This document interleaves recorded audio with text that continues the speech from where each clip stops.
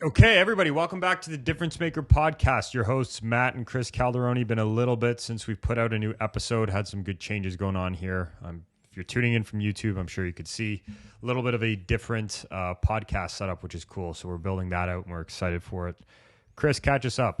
Well, honestly, not much has gone on the last little week. Like we said, we were moving our stuff around. If you have checked out our YouTube channel, we do have a couple more episodes up there for you guys, both on part 1 and 2 on how to become resilient. There's the first 5 in video 1, second 5 in video 2. There's some good stuff in there. So if you guys want, check it out. We also have the community tab up in there now with more subscribers. So yeah, we're going to put out by the way, a quick shout out. Thanks for everybody for the support on that. It's just awesome to be able to have like a community base with it that we're actually trying to build and work with. And it's always it's great to see, especially when we can see that there's more shares and downloads and all that, because we want to have people who tune in and listen, and we work hard on this. So we're thankful for everybody's support. Well, not even just tune in, but also to interact. Like now, I believe even Spotify came out with, you can do polls now. So We're going to answer or ask some questions for you guys. If you want to participate in the polls, you can. And that's both on YouTube and Spotify, wherever you listen to us. So check that out when you have the opportunity. And the other side too, just to kind of hit on Chris's last point, there actually has been maybe not so much going on with the marketing side. I shouldn't say that. We've been doing a lot actually in the last couple of weeks, where we relaunched and brought through our new awesome ad campaign for athletes. We're focused right now on getting as many people as we possibly can in some way, shape, or form to interact with the brand. So if you have seen one of our ads out there, awesome. But we've been doing a lot with that, a lot when it comes to launching new products, our coaching sides, and so on. So it's all linked down below. You can check it out. But it's been a good couple weeks. So without further ado, diving into this week's topic, I'm going to let Chris share the story, because this is something that really hit us. I think you were listening to, who was it? It was Roy Keane after the Manchester United lost to Liverpool. Okay, so a couple weeks ago. A couple weeks ago. And guys, we meant to get to this a lot earlier, but anyways. First off, what a blowout. Well, yeah, and what happened was essentially, Manchester United was blown out. It was 1-0 going into the half, and then in the second half, Liverpool exploded for 6 goals. There was a lot of different commentary on it. Like, I think it was Gary Neville. He was saying it wasn't necessarily a good performance by Liverpool, but it was more of a collapse by Manchester that makes sense. United. Yep. So like there was a lot of different views, because then obviously the Liverpool side, it was complete dominance, right? Mm-hmm. So my thought was, and it was what Roy Keane, and I've listened to Roy Keane a lot. He has some out there takes, and then he also has some obviously personal experience. Like he's a legend, right? One of those battle for every blade of grass. And just to say on that too, though, a player who played through like, real times, like hardcore times when the sport was, it was more so a matter of spitting on your wounds, literally and figuratively, than getting the magic spray. Well, he had a vendetta. He ended Erling Haaland's dad's career. Oh, really? He did. Why because did there was, I forget, it was a bad tackle against Roy Keane before, and then he basically took a number, and then I don't know if it was a year later or a couple games later. Anyways, it was games in the future, and it was actually, if you see the tackle, everyone knows that tackle. Really? That what he did. He put his cleats into his knee. Like it was he ended his career. Talk about long-term revenge, eh? Well, anyways, he's that type of player. Like he's a heart and soul type of player. Okay. So anyways, his commentary on that game was, and it kind of fired me up after, because I was starting to think about it a little bit, but he was saying the Manchester United players coming into the halftime, they were joking with other players, the Liverpool players, like feeling good, all that stuff. And it's not necessarily something that's bad, but it's something that possibly, I think anyways, maybe it's come too much into the game in professional sports. The friendliness, you mean? The friendliness, not necessarily, no, not even the friendliness, but like the overall work ethic. Because I started thinking about it. I'm not saying that professional athletes, I'm not saying this at all, that they're not working hard. I'm not saying that. You guys, from working with them, the work that is put in, it's never seen by the public. The only time that people see you actually go to work is on game day. Yeah. Like you have, for hockey, you have, what's an average minute in the NHL? Like 18 minutes of ice? No, 18, probably 20 probably minutes? around like, well, high end players, are having higher minutes, but like Right. around 14 to 16 minutes, I'd say. So you have 14 to 16 minutes to show the public your work. Yep. Okay. People see you go to work for 14 minutes. In soccer, depending on how long your shift is, and that it could be anywhere from 65 to whatever. If you get injured, you get put out, whatever the case may be. But what came out there is that he's talking about you going to work on that day. What you're putting out to the public, it's seen and it's scrutinized. And I don't know, is it making it seem like the public can do what you're currently doing as a professional? Is it making it too pedestrian? Like, I'm not saying you got to go out there and you got to hate the other team. I'm not saying you got to kill the other person. I'm not saying that at all.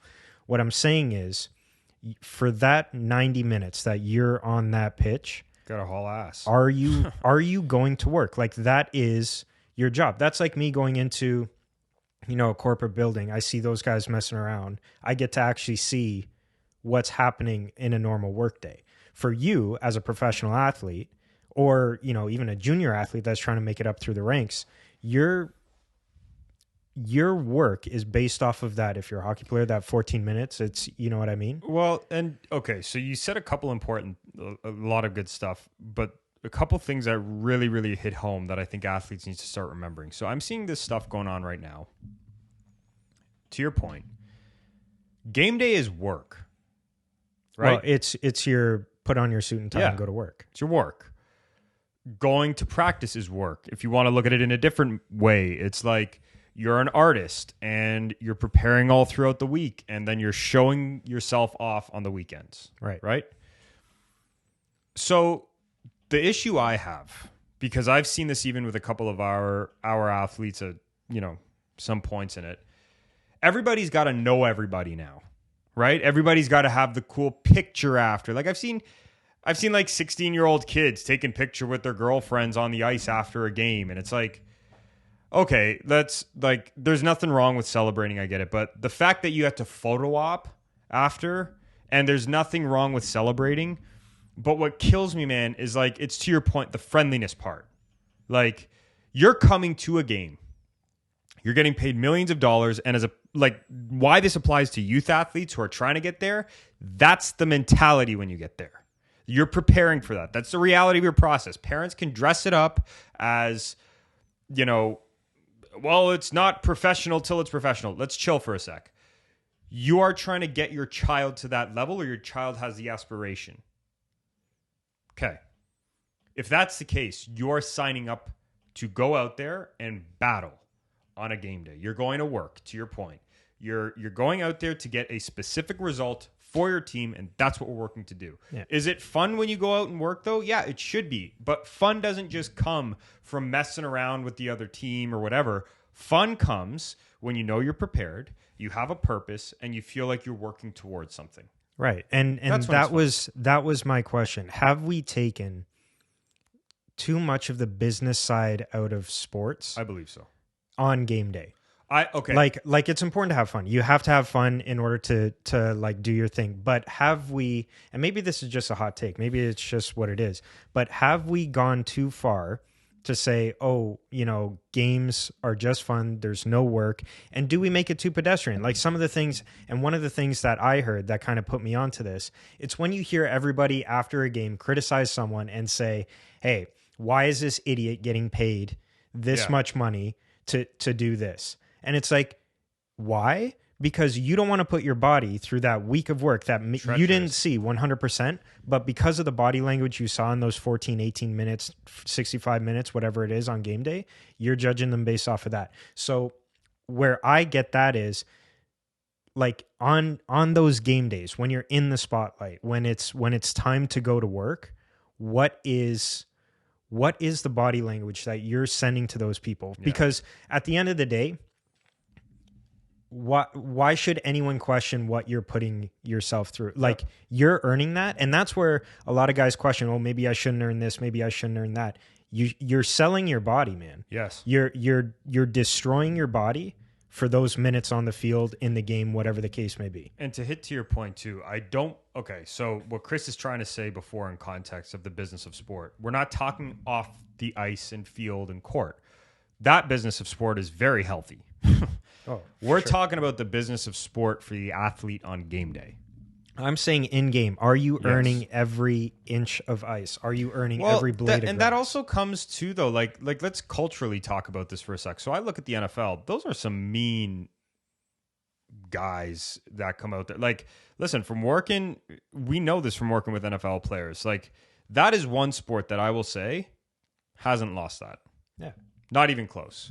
And I'm not even saying like every athlete does this. No, I'm not saying that at all. Not even close. But I know what you're talking about. Like the mentality behind that. Like if you're prioritizing a photo op before a game more than you are the game itself, which I know that sounds ridiculous, but that's the reality of the stuff that's going on right now. Well, you're allowing for criticism to creep in from people that have never been at that level. And now they're thinking, oh, I could be doing this. Yep. Anybody could make it there. When in reality, like we spoke about a stat, I think before, it was 1 out of 4,000. No. It was like a couple weeks ago. We saw that 2.4% after the 24th in the draft in the NHL. After that 24th pick player, only play 100 games. Mm-hmm.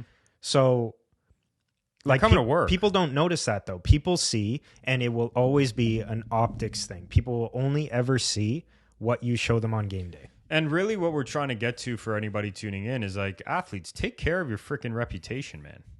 Right? Like, so let's talk about it with your coach and your team.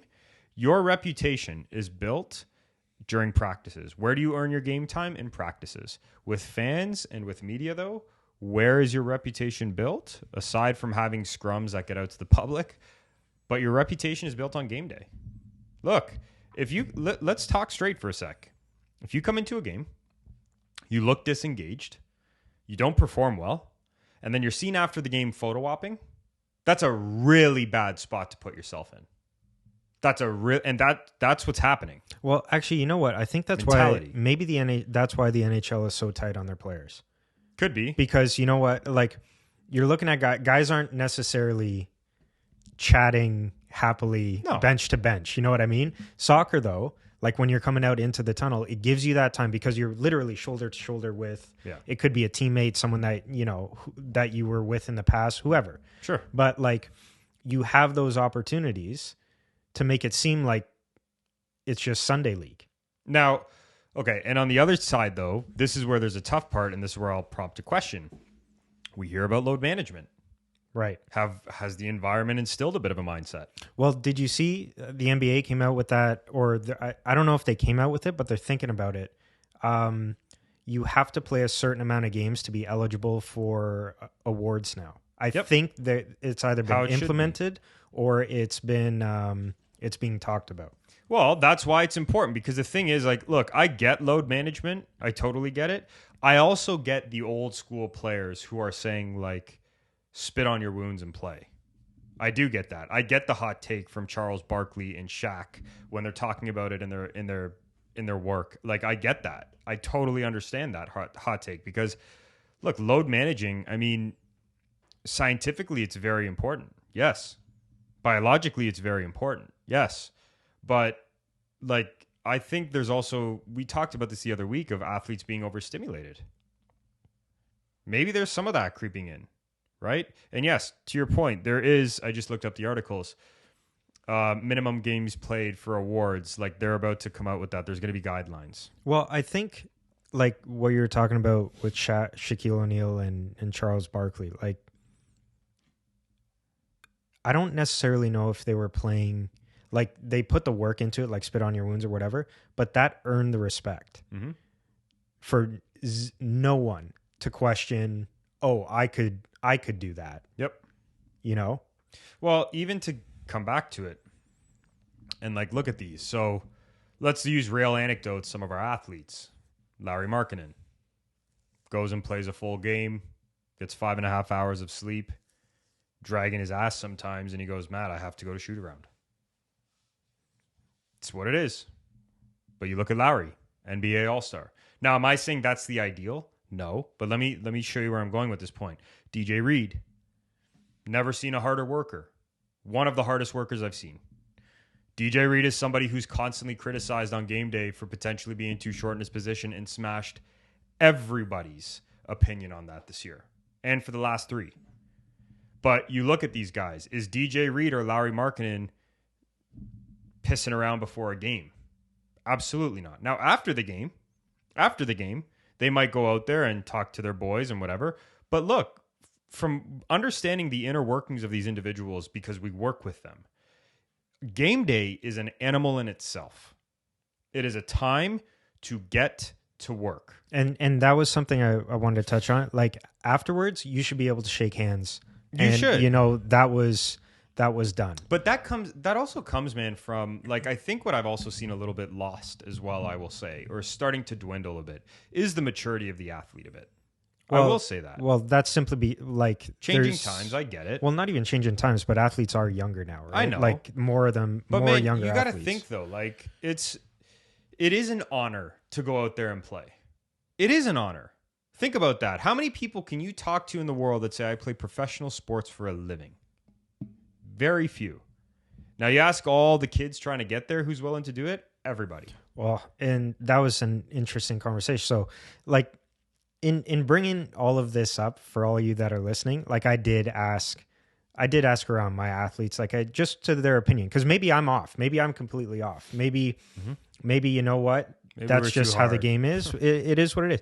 No, but like to have that respect, to earn that respect from your teammates, from the people around you, that's what a lot of us play for without knowing it. It's just to have that, you want like the honor. You worked. Yeah. You know, even if you lost that game, you worked, and it was like, you know what, tonight it really just wasn't their night, you know? Yep. But what I was asking them this, and a lot of the junior players anyways, because at that level, at any junior level, whether in any sport, soccer, football, hockey, anything, you are an intern applying for a job. Yeah. For an actual paying job. That's what it you is. can be that individual that goes above and beyond, that can really push themselves and makes themselves shine.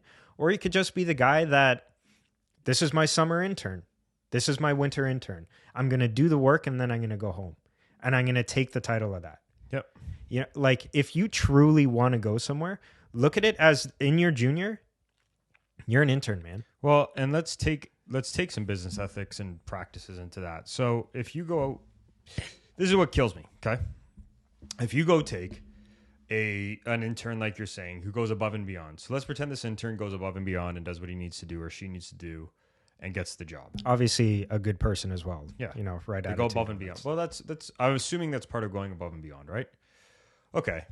So that above and beyond happens. You then come in and you've now got a full-time position offered to you. And you continue to go above and beyond. Okay. Then there's a natural progression. And you get recognized for another promotion.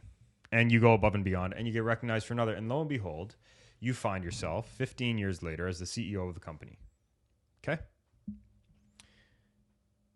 What we're trying to say here in this podcast is that it comes down to understanding things with that mentality. Above and beyond.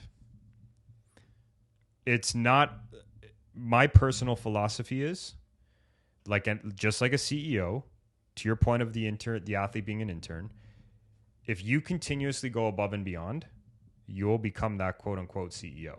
You will. Now, my personal belief on this topic, I do believe that athletes are getting I wouldn't call it too friendly because I like spirit of competition is very important. I do believe though. I do believe there has to sometimes be a little bit more of that, especially at levels coming into the pro part. But like you're going to work, it doesn't have to be dirty. I think this is where people mix it up too. And I think that's where some of the older guys that talk about these younger guys are trying to like piece it together. Yeah, we're not saying get dirty. Like what we're saying though is like go to work. Like it's an all out. Like you can laugh and smile and play after, but that shouldn't be the first starting mentality you have going in there, which is, okay, I have a game today and a photo op after. It should instead be more, I'm going to work, I'm going to put my product out on the field, ice, or hardwood, whatever it is, and I'm going to leave it all out there. After the game, I want to feel good knowing that I did that. I want to feel legitimate. I want to feel like I did something, accomplished something, moved myself forward. That, in my opinion, is what it's missing right now. Is it all athletes? No. Is it very easy, though, to get sucked into that from what I'm seeing? Yes. Like, you look at some of the most, from my opinion, some of the most intense athletes are actually Formula One drivers, right? Who, in my opinion, actually take this mentality almost to perfection. You look at a Max Verstappen. You look at some of these other racers, right? Oh, they have to have fun, those guys. Well, but the thing is, like, they will shake hands after. Right? Charles Leclerc. They'll shake hands after. During that race, though, they're out for blood. Mm-hmm. And I'm not talking to maliciously screw up any other driver. I mean, they're out to win. Hard. Like, not one, like even to a point that their own teammates, sometimes the lead driver won't let their teammate pass them in a race. Because it's like, I want to win. I believe, in my opinion, that I think we need to install a little bit more of that winning mentality. And I do believe it also comes down and back to the culture that is surrounding sports a lot of the time now, if everybody gets a voice, which that is a very unrealistic approach to take. And I also believe there are a good amount of people still out there too on the coaching side that also take this to a very ridiculous extreme. So yeah, I know, the pushing right? too hard and then having that disconnect. And then that's where the pushback comes to say, hey, like winning is too much. Yeah. And then it unbalances everything. I also think it comes down to really understanding your role. Like, let's talk straight for a sec. We work with one of, in my opinion, the best developmental hockey teams in the world, the Chicago Steel. And what makes these coaches and players good at the Chicago Steel, well, let's start with the coaches because it is a top-down approach when it comes to culture. The coaches know why they're there. They're not there. Like, yes, we are pushing always to instill winning in a championship and so on. But the mentality at the Steel is we are here to develop players. And there is more pride taken in developing a player and getting them drafted to the next level and getting them that scholarship and all that than there is, I've noticed, from when we've won the Clark Cup. Like, that's celebrated. And that's why a lot of people are there. But the approach that's taken is they understand the role. And that role is a very simple one. And it's win as a byproduct of development. That's how they're doing it, right? Like, they believe in this so much that there is even players they'll commit to at a young age and be like, you are probably not going to be playing very many minutes this year. You need to wrap your head around the idea that you're just here to develop and you're in our plan for the following season, right? Great. But then they go in there and, they make sure the player's committed to that and so on. But what do you think that also does for the players who do show up on game day? They want to win. They know that. Well, that's even a culture that is... It's a rare one. Because I think it's like you said, with the culture, like as an athlete, not even as an athlete, as a human being, like you need to have that purpose for why you're doing something, whatever it is. And I know we harp on that a lot, but it really is. Like, if you don't have a purpose, that's where people tend to go down those rabbit holes of what am I like, and it can get dark. And you gotta also take friggin' pride in what you're doing. Like, for us, I know this is a really big one. We have grandparents on both sets of sides that came from Italy with nothing to literally start us a life. We had a great uncle who came from Italy when he was like 12 years old. We don't know how he knew how to get here. And he just came. He left his parents and never saw them again, right? And he came here and he said, I'm going to put it on the map. And he did that. And he was the one that got all the Calderonis and so on into Canada and the States. But my point is with that is like, that's pride in work. That's pride in your product. And I think if like the message we've always gotten from our grandparents who are immigrants always said, doesn't matter what it is you do, be the best at it. Try to be the best at it. Go all in, put your best to it, work hard on it, take pride in what you're doing. Doesn't matter if it's cleaning, garbage or if it's running a company or if it's cutting hair or if it's anything. Just be the best at it, right?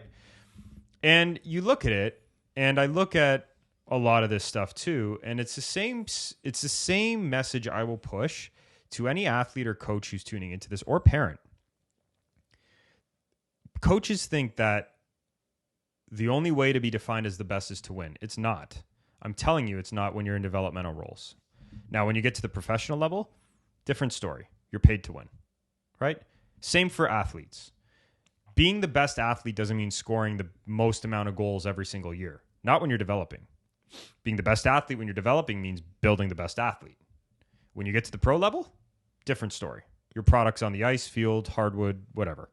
My point is, though, if you just started to take pride, again, in the work and the product you put out, everything else takes care of itself. See, and that's the thing, though, where, like you said, the culture, that's where us as you as an individual are taught that. Yeah. Like how to give purpose and stuff like that. Yep. If you're someone that doesn't necessarily know that, like maybe you have an idea of where you want to go, then you feed off the culture. Like Chicago Steel, for example, you feed off of that purposeful culture. Yeah. But if the roles are reversed, and this is where the cultural aspect of the business may be falling out of sport a little bit, where you're on a team which is supposed to be a high-end team, like on a junior whatever, AAA whatever, and you have that purpose, but the culture of the team doesn't have that purpose. Yeah, it's hard. Then, like, that's where guys end up losing and getting into groupthink, which is completely natural. Like, it's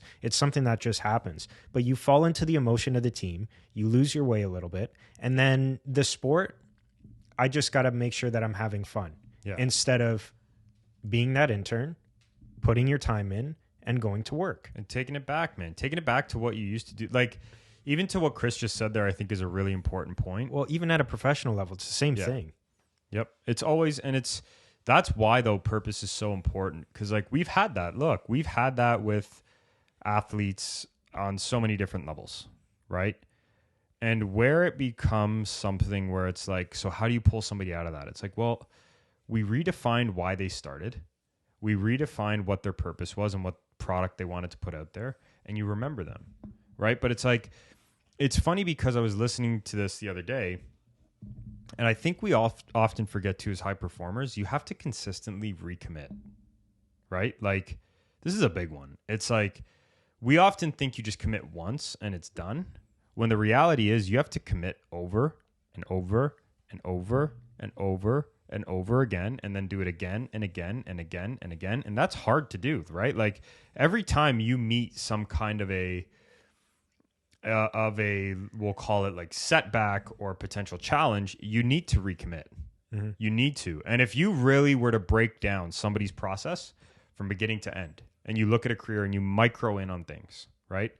You will see a constant series of recommitments. It's like, it's even like the guys we work with, like, NBA All-Star. Okay? What do you think the session was right after that? Recommitment. What's the new commitment now? You got the All-Star. Great. What's the new recommitment? Where are you at? And it's constantly looking at that too, like athletes in the offseason, something we're about to get into with a lot of our players. It's like, there's a recommitment happening. You might have had a fantastic year, but nobody cares. That's the reality of high-performance sports. Like, this is what you're getting into, especially once you start getting to the age of 12, 13. The reality of high-performance sports at that age is that it's where people start to really value what you're doing going forwards. You could have been the worst speed based player on the team last year, and all of a sudden you have a summer a growth spurt, and boom, you take it to the next level. And it's like people only care about that. It's like we say to our athletes all the time, you can have a crap start sometimes. It's going to happen. That's just what it is. But people often don't focus on your beginning or your middle. They focus on the end. Well, I think that's like a perfect example of that in a team aspect. I think that is what is happening to Liverpool right now, like the recommitment side. Like they've won a lot. And how quick do people forget about that? Well, not even that, but it's like, well, now they're struggling. They're losing to teams that on paper they should not be losing to. And it's like, well, you have all the same, not necessarily all the same players, but you got a good majority of them. You have older players, you have experienced players. And it's like, perhaps that's where that recommitment is. Like even at the time in the season, like I look at Manchester United, you losing 7-0. Yeah. Okay. You've played a long season for sure, but having that recommitment over and over again. Yeah. But can I just also say too, like, I think that, so I know there's a lot of people probably who are tuning in and thinking like, oh my God, the fact that, you know, they only care about my last at bat, quote unquote, no one cares. It's what you do moving forwards. That's actually very healthy for human beings, because it promotes consistently producing at what you do and finding new ways, right? And it's like, you can read as much history as you want. If you really read like biographies and so on of extremely happy people, not successful alone, like success becomes a byproduct, but really happy people, they're consistently like focused on what they're doing moving forwards and where they're currently at. Right? It's like, okay, this is where I want to go. As good as yesterday was, it doesn't matter. It's done. It's literally dead. Mm-hmm. Literally, it's dead. And it's like, I got to do it again. But it keeps people purposeful. Because if you've ever worked on something, and maybe you are somebody in this situation right now, like if you've ever worked at something, and I know this hit me, peak of COVID, when it was like, oh my gosh, like, are we doing anything? Right? It's like, not having something to build in my life or progress towards, that was one of the most mundane points in my life so far. Right? And it's like, but having that where it's like, okay, well, you know, signups are a little lower. People don't know what's happening with their season. We're not progressing towards anything with these guys. We're more focused now on the life side. But what that forced us to come out with and what we have now is Molliteum life coaching. Right? And it's like, well, where did that develop from? It's like, well, out of this tough, painful agony, the beauty of this product has now come out, and this service. And it's like, that's important, because I think a lot of times we forget and we wish that things would consistently be, we'll call it easy, or maybe just routined, when really, if you look at it, some of the most unhappy people are the most routined people. It's that pivoting of pace and that switch of pace that you notice really a lot of happy people do. Like, they're very sporadic at times with things, right? They're spree of the moment type of people sometimes. And it's like, that's healthy, in my opinion. That's very healthy. Just going through the same mundane routine over and over. It's why we tell our athletes, like, you need a day off a week, not even like a planned off day sometimes, just to do things that are sporadic. You feel like going to that pizza joint with your, you know, significant other, go for it. So long as it doesn't, you know, crush your diet that you're on or whatever. But my point is like, you need that sometimes. You need to have that. And a lot of times, I don't think people do. I think we get caught up a lot of the time in just this monotonous, continuing way of doing things. I think it's also that pressure to perform that kind of scares people away, where I'm not asking, like, all you need to do is show up. Yep. And work. That's where, again, coming back to the point of this episode, is show up and work. And you don't have to worry about the pressure of scoring and this and that and everything else. Show up to work, put in a shift, and get out of there. And but that's the thing. You'll earn that respect. Mm-hmm. You'll earn that respect, and you can move forward. Yeah. Like, I did not learn this until playing in men's league soccer. Yeah, we have 90 minutes at night. Sometimes it's the middle of the week. Sometimes it's on the weekend. But for those 90 minutes, whoever came to that game, so at 7:30 game start, for that entire day, they went to work. They could have been doing, you know, shift work. They could have been 9 to 5, whatever the case may be. Then they get home. tired as shit, have to leave the family if some of them had kids. Then they show up at 7:30 and it's like, man, putting in a shift. Work. Because those guys came to play, and if you don't come to play for that 90 minutes, they're going to be pissed, man. Not only like you lose that respect, you lose that human to human respect of like, man, I'm giving up my time and this is what you come to do with it. Like, put it in. Sorry, I think that's the main point though, is like this is what it all comes back to. You just hit me.